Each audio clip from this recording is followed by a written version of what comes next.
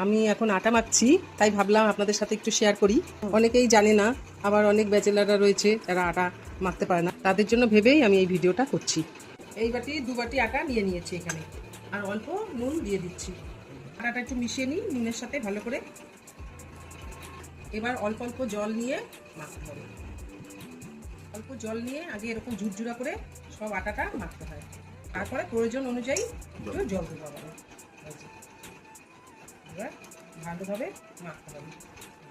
এইভাবে মাখলে খুব তাড়াতাড়ি আটা মাখাটা হয়ে যায়। আর একটু জল নিয়ে নিলাম। এইভাবে মাখলে আর এক্সট্রা আটাও লাগে না, আর তাড়াতাড়ি খুব সহজেই হয়ে যায় আটা মাখা। অল্প একটু জল নেব, নিয়ে ওপর দিয়ে দিয়ে দিলাম। আর একটু মেখে নিলেই হয়ে যাবে।